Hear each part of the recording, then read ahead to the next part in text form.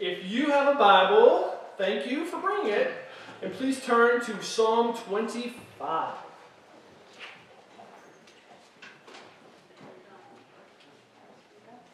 Psalm 25 says, everything, wow.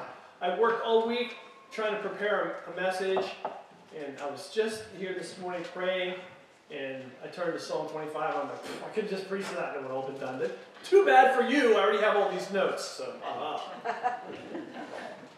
I'm going to read it to you right now in the New Living Translation, Psalm 25. O Lord, I give my life to you. I trust in you, my God. Do not let me be disgraced, or let my enemies rejoice in my defeat. No one who trusts in you will ever be disgraced. But disgrace comes to those who try to deceive others. Show me the right path, O Lord. Point out the road for me to follow. Lead me by your truth and teach me. For you are the God who saves me. All day long I put my hope in you. Remember, O Lord, compassion and unfailing love, which you have shown from long ages past. Do not remember my rebellious sins of my youth, but remember me in light of your unfailing love. For you are merciful, O Lord. The Lord is good, and he does what is right. He shows the proper path to those who go astray. He leads the humble in doing right, teaching them in his way. The Lord leads with unfailing love and faithfulness all who keep his covenant and obey his demands. For the honor of your name, O Lord, forgive my many, many sins. Who are those who fear the Lord? He will show them the path that they should choose. They will live in prosperity, and their children will inherit the land. The Lord is a friend to those who fear him. He teaches them his covenant. My eyes are always on the Lord, for he rescues me from the traps of my enemies. Turn to me and have mercy, for I am alone and in deep distress. My problems go from bad to worse. Oh, save me from them all. Feel my pain. See my trouble. Forgive all my sins. See how many enemies I have and how viciously they hate me. Protect me. Rescue my life from them. Do not let me be disgraced. For in you I take refuge. May integrity and honesty protect me, for I put my hope in you. O God, ransom Israel from all of its troubles. Wow. That there says everything. I don't know about you guys, but I was having a rough week last week. My heart was just all in disarray. I was looking to our neighbors in the north in Canada. I saw those brave truckers standing up for their rights, wanting to have a voice and do a peaceful protest.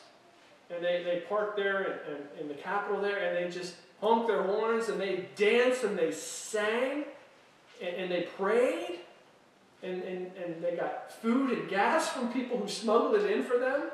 It was just such a blessing to see in these troubled times. And then when the hammer fell on those poor people, and the police came, and the assets in the bank were frozen, and all the terrible things, it kind of broke my heart.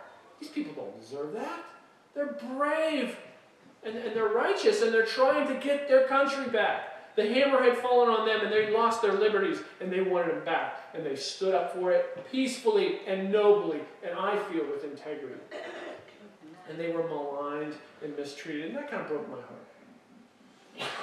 Feeling bad about that, and then the terrible developments in the Ukraine. The threats, and then the incursion, and now there's bloodshed. And in spite of all the politics and all the things, the underlying things going on there, and the egos and all this, there is a beautiful movement of God in Ukraine. There are precious Christians in Ukraine. Ukraine. There are precious families who build their life there in that land. That it was their fathers and their fathers' fathers before them. They want to keep their country. They're fighting and they're trying their best. They're standing up against tanks with Molotov cocktails. They're standing bravely. They won't surrender. They're going to keep fighting.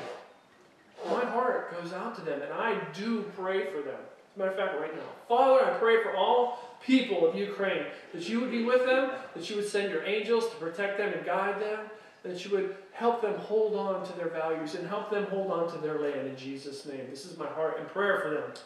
I pray for their peace. I pray for the peace of Jerusalem on that too.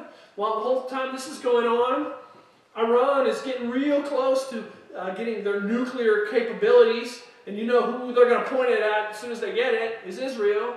And we got Syria and Lebanon to the north. There's Russian-based camps there, and they're getting outfitted and armed. And Israel is like, which direction do we go? So I pray for the peace of Israel. I pray for the peace of Canada. I pray for the peace of Ukraine. And in the middle of that, all that praying, I had no peace. You know? Also pray for our soldiers in Poland who are at that border. May no harm come to them in Jesus' name. Oh, anyway, myself, I'm all worked up. I don't know if that happens to you. Just feeling very uneasy in my heart about all this. And I heard this story. It's a true story about a shepherd somewhere in Europe. He had this pen, this sheep pen. It was like stones, like old stones that had been in his family for years. It was high. And one night he got all his sheep in that stone thing, and he's just having a bad night. These sheep, they're all worked up. They're like, you know, some of the sheep are in this corner watching CNN, and they're all worked up. And some sheep are over here just exchanging gossip and dwelling on negative thoughts, and they're all worked up. And the shepherd's like losing his mind. He's trying to calm them down, and he's trying to calm them, and then he's getting himself all worked up. And they wouldn't. And outside the sheep gate, there was thunders and lightnings and growling from different animals. And these sheep are just out of control, scared and worked up. And the shepherd didn't know what to do. Nothing he said to them would give them any peace or any comfort. So what he did, he grabbed his Bible, his old Bible that he kept in his tunic, and he went to the middle of the sheep pen and he fell on his knees. And he read the following words out loud to God, but the sheep overheard it. The Lord is my shepherd. I have all that I need. He lets me rest in his green meadows. He leads me beside peaceful waters or streams. He renews my strength. He guides me along right paths, bringing honor to his name. Even when I walk through dark valleys, I won't be afraid. For you are close beside me. Your rod and your staff, they protect and they comfort me. You prepare a feast for me in the presence of my enemies.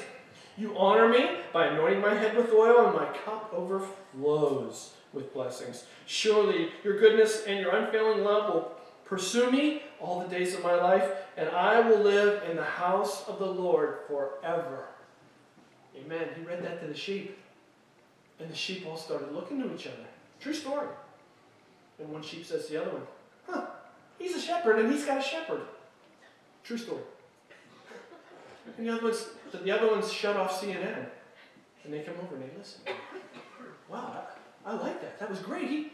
He's even when he's afraid, his shepherd takes care of him. And even though his enemies are gathered around him, he sets a picnic up, and they eat a picnic right in the presence of their enemies. And though they go through the valleys of the darkness and the shadows, you know, his shepherd is with him and guiding him and taking good care of him. And the sheep all got encouraged, and they all came up and gave a big hug to their shepherd. The end. True story. You don't believe me. I can tell you don't believe me. It happened. Well, if you don't believe me, I defy you. Go to Europe, go to every sheep pen, and see if one sheep is watching CNN. There you go. Anyway, I don't know if you noticed my attire for today. This is my chosen shirt. I am chosen. Thank you very much. You know how I know I'm chosen? Because I did not volunteer.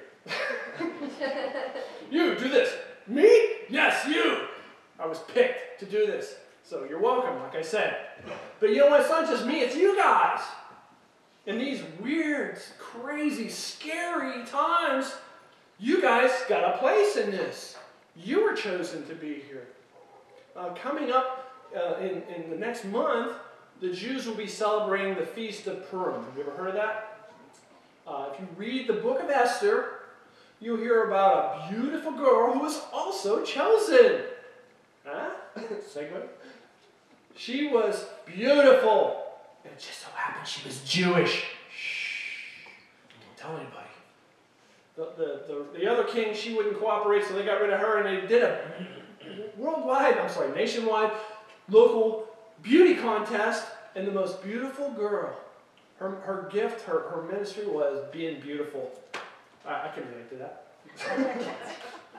And, I see a lot of beautiful people here, too. That's good. Beauty contest winners, all the good. But anyway, she comes, and now she's the queen, and her cousin comes to her and says, there's a plot afoot to kill our people. And this wicked man named Haman, he rolled the dice.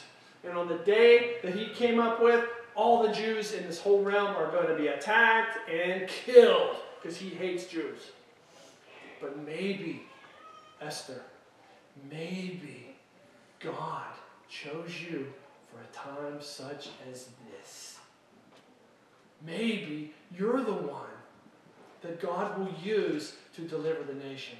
So, of course, you know the story. Please read the book of Esther on your own. It's a long story. But she went before the king unbidden, which was a capital offense. You don't just do that. She prayed and fasted and put her life on the line, and she stood up. She wasn't just beautiful. She had integrity. She feared the Lord, and she loved her people. So she went out. She stuck her neck out there, and she put her life on the line, and the Lord was with her. And Israel eventually got the victory, and they still celebrate it to this day. It's called the Feast of Purim. I think it's March 3rd or 4th of this year. They'll be celebrating it. But it literally meant Purim means the roll of the dice. The problem is, no matter how the dice roll, God's on it, and they're probably God's dice anyway. So don't worry about it. These games of chance and whatnot. Trust in the Lord and follow Him. So, in this chosenness, in this thing, it's dawning on me, I'm supposed to be here. Not 30 years ago, not 50 years from now. I'm supposed to be here right now. And I have a job to do in this chaos of a world, in this chaos of a country. In spite of all the growlings and howlings, I got a job to do. And so do you.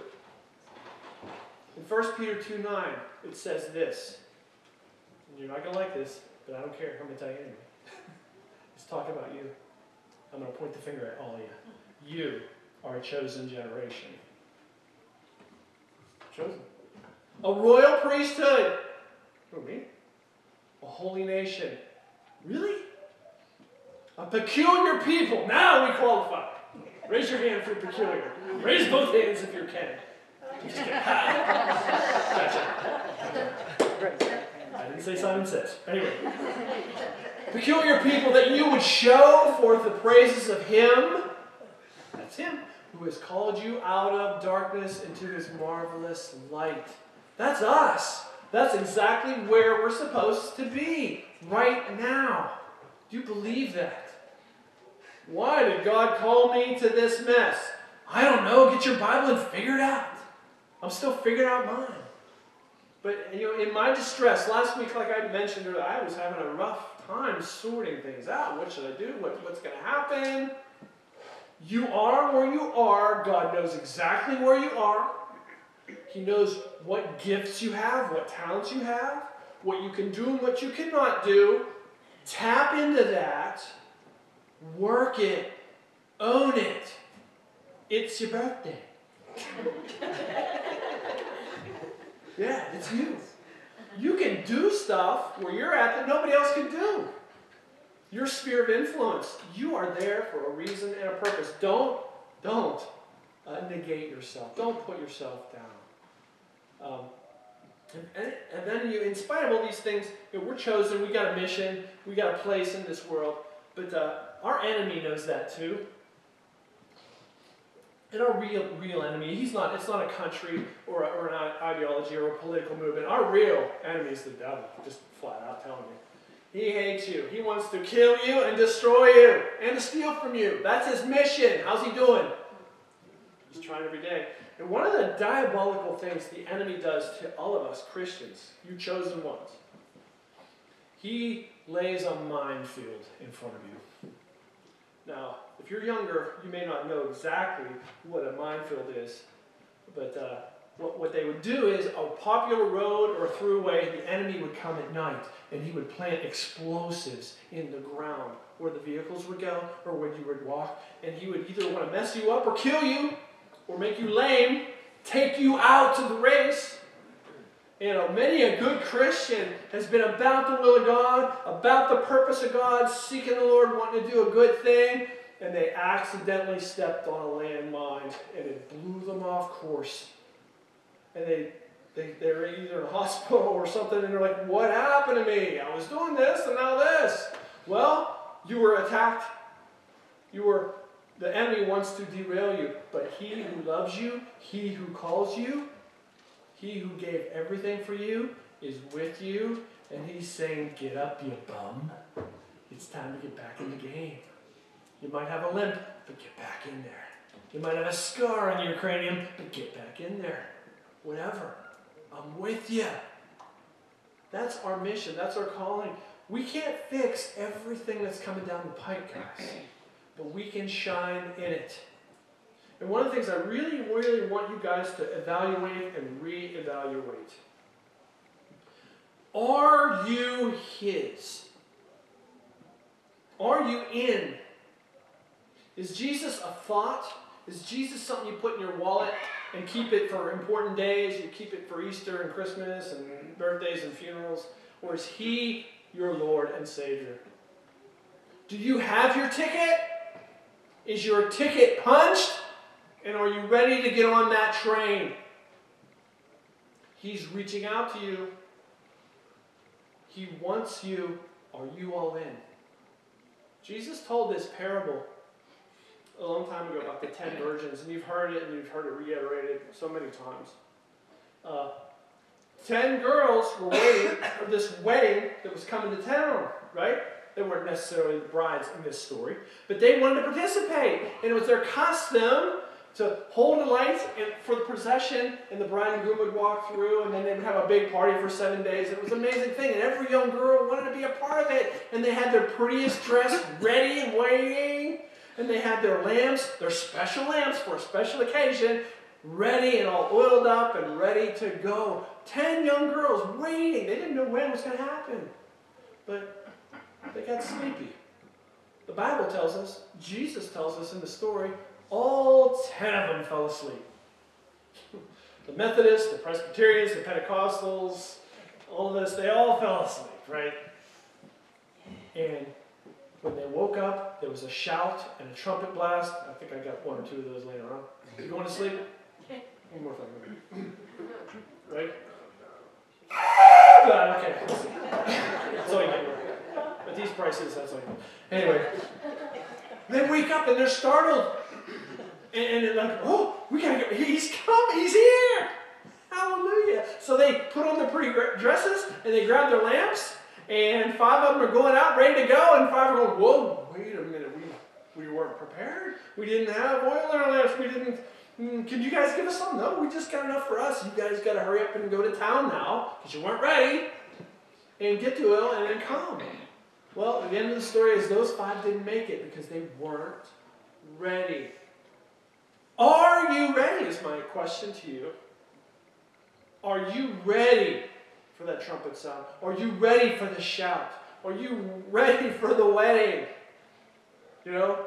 Or is it just something like, you're letting the oil go dry in your lamp? I'll get some later. Maybe tomorrow. Maybe next week. I don't know. I'm kind of... Yeah, it'll be a good thing. It'll be fun. But I got other stuff I'm into. And I'll put that in the back burner. Then it comes all of a sudden and you're not ready. But God is so good and so loving.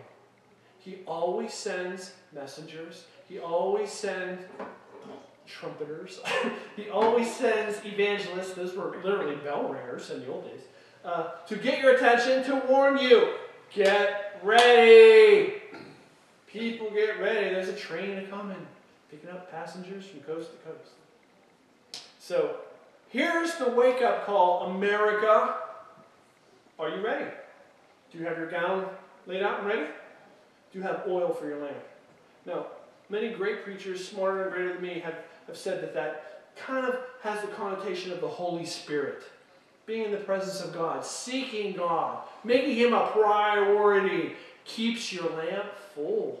Fellowshipping with Him, fellowshipping in His Word, fellowshipping with like-minded believers. It keeps the oil level up. If you get away from that and start seeking other things, your oil kind of gets dry and you're not ready.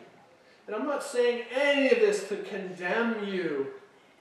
I'm saying this for myself and for you to wake you up, to shake you up. I think the whole climate of this world, if we're really going to be honest, is God shaking us and saying, wake up!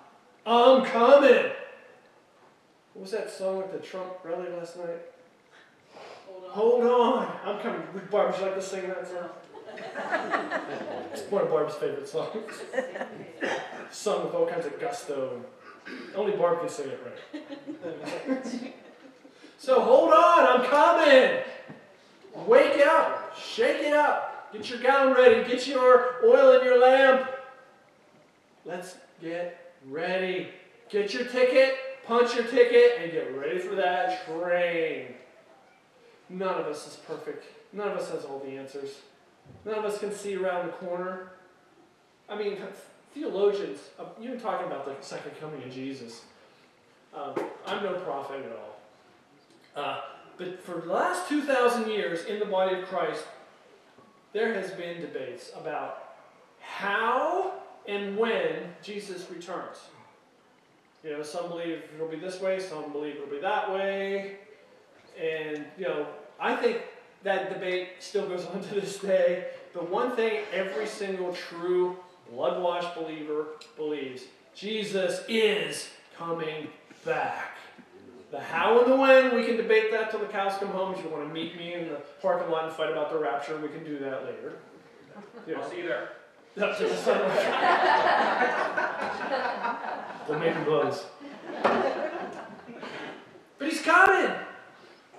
And when He comes, when Jesus comes back to planet Earth, what will He find? What will He find? You know, in Matthew 24, if you want to read that for yourself, His disciples kind of took Him aside and they had a private meeting like, Lord, what? You just got done saying, see this temple here before you? It'll be not one stone upon another. And they're like, this big old beautiful temple? Yep. And it happened, just like He said, AD 70. But they're like, what will be the signs of your coming? And the first thing Jesus said to His disciples, and I think it's just as true to us in America today, be not deceived. Who wants to deceive you? Who wants to take you on a ride? Who wants to lead you into the minefield?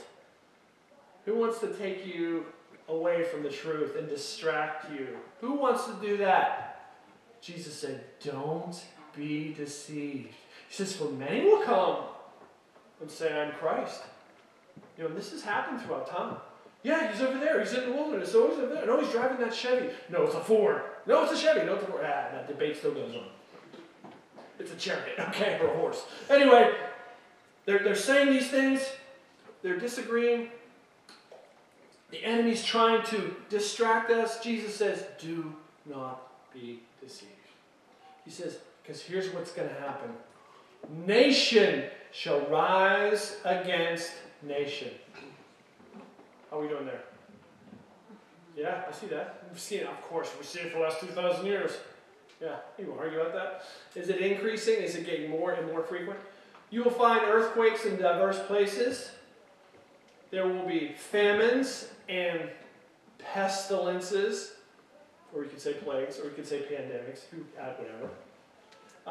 You'll see more and more things going on. And ultimately, Jesus gets to the point where he says, in the temple, one will rise up and declare himself God.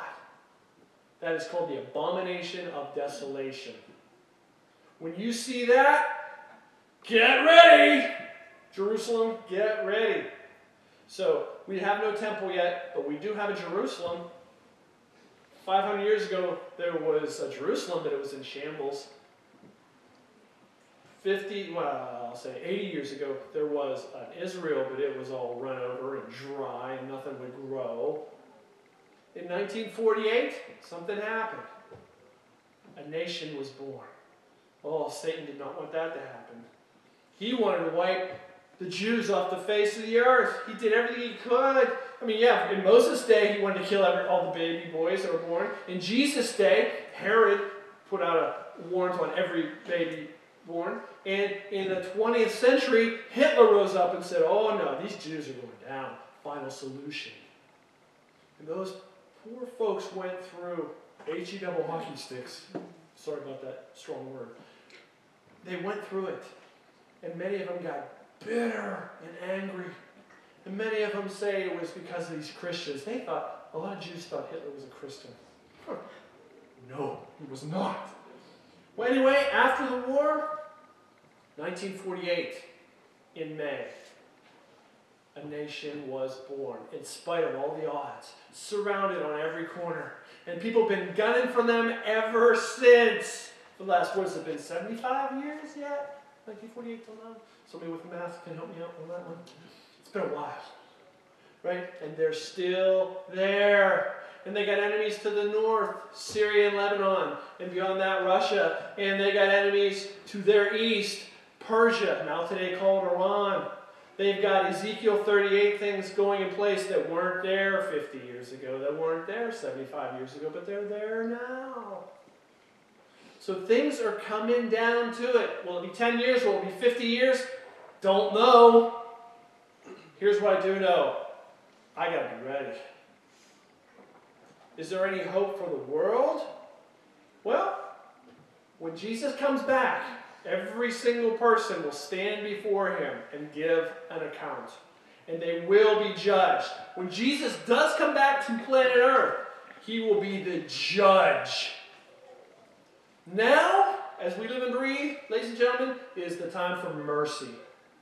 All sinners can repent before the cross and ask for forgiveness and be welcomed into the kingdom and transformed. Those who defy, those who say, I'll do it on my own, I don't need you, I got other ways. They will stand before him and look him in the eye and give an account for their life, and they will be judged righteously. I trust Jesus with all my heart. When he does something, he does it in all righteousness, all fairness. Right now is the time of his mercy, and we're enjoying it. But those days are coming to a head. The world itself is showing us it's coming to a head. Nations against nations, the frequency of earthquakes and plagues and all the terrible things, they've always been around, but now they're getting more frequent. And now we have an Israel. How long before we have a temple? I don't know. How long would it take them? 5 years, 10 years to build? I don't know. Don't know these things. But I'm telling you what my heart is telling me when I read these scriptures. Get ready. Get your oil. Get your pretty gown and lay it out and wait for him to come.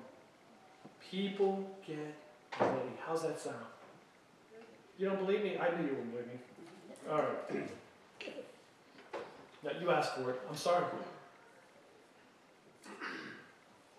No, you had your chance to run away. You're still here, so you're going to get it. You ready for this? Yes. One of you are. Okay. Eric, thank you. 1 Thessalonians 5. This is Paul writing. I didn't write this, not making this up. But see if this doesn't prove everything I've just been yelling at you about. Right? This has been the Bible for 2,000 years. And it will continue to be long after I'm gone, should the Lord tarry. It says in 1 Thessalonians 5, Now concerning how and when all this will happen, dear brothers and sisters, we don't really need to write to you, for you know quite well that the day of the Lord's return will come unexpectedly, like a thief in the night. When people are saying everything's peaceful and secure, and the disaster will follow them suddenly, as a pregnant woman's labor pains begin. And there will be no escape then. But you aren't in the dark about these things, dear brothers and sisters, and you won't be surprised when the day of the Lord comes like a thief, for you are all children of the light and of the day. I'll just add this in. You are a chosen generation, a royal priesthood, a holy nation. You know why? Because you've called the praises of him who's called you out of darkness. You walk in his life even though you're peculiar. But let me continue back to this. For you are all children of the light of the day. We don't belong to the darkness and the night. So be on guard, not asleep like others. Stay alert and be clear-headed. That also, I've heard other translations say be sober. I think that goes without saying. I try real hard to be sober when I'm preaching on Sunday. Trying. Anyway. The night when people sleep at night and they get drunk. But let us who live in the light be clear-headed, protected by the armor of faith and love, and wearing our helmets, the confidence of our salvation. Let me stop right there and reiterate this one more time. I love you and I trust you, but I don't really know you. I mean, I see what I see, but God knows exactly where you're at. He knows exactly what you're about. Do you know that He's your Lord and Savior? Do you know that when He appears, you'll be in Him and you'll be welcome? There'll be two kinds of people on that day. Oh no! And oh boy! Right? So, make these days, these hours, these minutes that we have, make them important. Another side, before I continue on with this, I'm full of side things here. A 19-year-old man, I just heard this recently, he heard the gospel. He heard about Jesus Christ being the way, the truth, and the life. He heard about the being born again thing. And I can relate to this story a lot. Maybe you can too. But he said, oh gosh, I'm just going to go to college here. I'm just going to get my life together. I'm going to do these things. And I want to party still. And all this is true. But so he made a deal with God. He said, all right, God, I believe your gospel. I believe in Jesus. But can I wait till the end of my life? You know, before my life's over, before I make my decision to follow you. And I think in a way the Lord said, okay. So that week, this really happened. He was driving to school, I think it was. He was 19, just starting college. And it was foggy. And people had their headlights on in the morning. And he's on his way to work. And he noticed he was stopped in traffic. And he was looking around. He's like, you know what? I know there's a train track around here somewhere. And there's a car stopped in front of me, and there's a car behind me. I can't back up. I can't go forward. He goes, I wonder how close to those. And then he saw the gate go down. Behind him, in front of him, he's like, I'm right in the middle of the train tracks. And the gates went down, so you know what that means? The trains are coming. He's about to get his ticket punched. And this is the truth. This is a long time ago. This will tell you. He was in a Ford Pinto. You know, the Ford Exploder, they call it. It was the most dangerous fire hazard on four wheels. Anybody who's my age or older knows that. A Ford Pinto! Not much defense there. So the train's coming, and he's in his Ford Pinto in the middle of the railroad tracks. He can't go forward, he can't go back. And he doesn't have, the lights are right there. The train is coming, bearing down on him. And he knows this is the end. So he says, Lord, save me! It's a good prayer, don't you think? Didn't have time for much more. Well, the train nailed that car. It mangled it to pieces. Right? And after it was all said and done, he got out of that car unscathed. Not a scratch. And he stood there and he wept before the Lord and says, okay, Lord, I get it. Thank you! And he went into the ministry, and he's a minister today. But be careful what you pray, okay? So if you're throwing prayers around like, oh, I'll serve you at the end of my life. Oh, really? You know, because we're all pretty much a heartbeat away. People get ready. The trumpet's about to sound. The shouts are coming. The world is decaying. But we are still here. We are still possessors of the light. We can build our church back up. We can repent. We can get into our nation. We can bring about revival in our nation. I think we still have a second chance. We're still here. I don't see anywhere in the scripture that says while we're still here, we can't pray for healing and health and restoration, right? I know it's scary. I know it looks bad. But I can read through this Bible all the many times where it looks so bad and so hopeless, where God showed up, when people repented, when people called upon the Lord.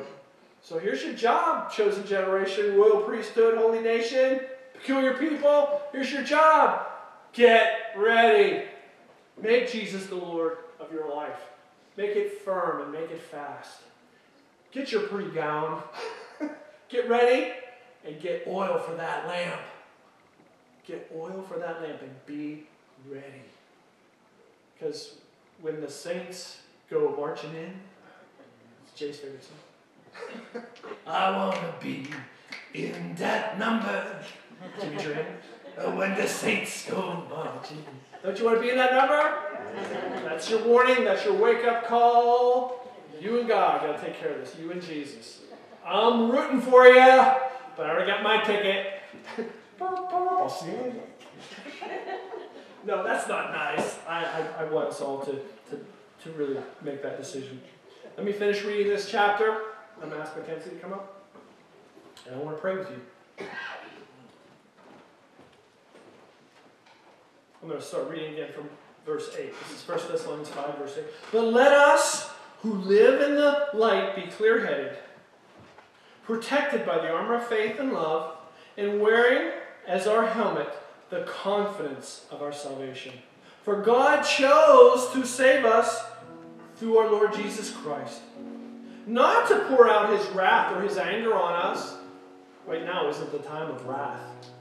It's a-coming. Right now is the time of mercy. Get on board. Christ died for us so that whether we are dead or alive, when he returns, we can live with him forever. Good news. So encourage each other and build each other up, just as you're already doing. This is what I'm doing. I'm the shepherd in the middle of the sheep, reading the 23rd Psalm to you. So you'll shut off CNN. Okay? Dear brothers and sisters, honor those.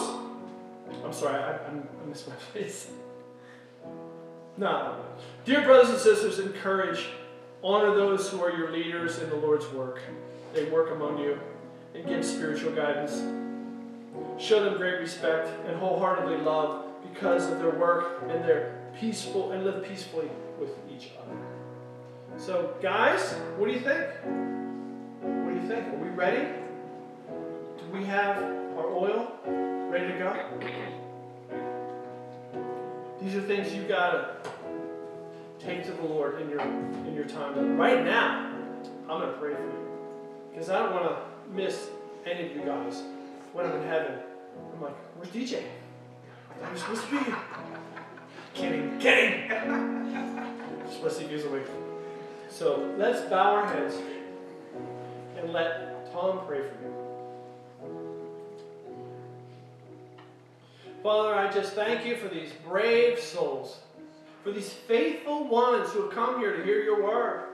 And I pray, Lord, through my foolishness, through my abilities, Lord, however limited they are, that your gospel got through. That your spirit landed on hungry, hurting hearts. That your message got through.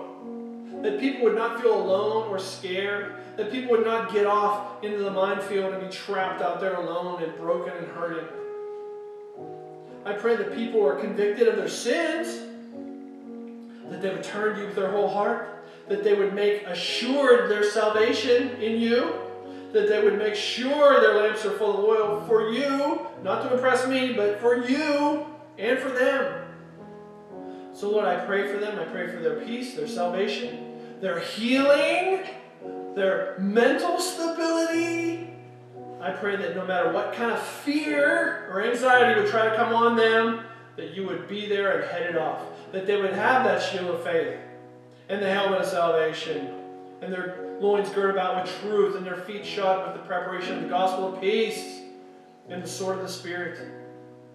Lord God, be with them. And I'm going to pray this. I want you to pray this with me just to be assured.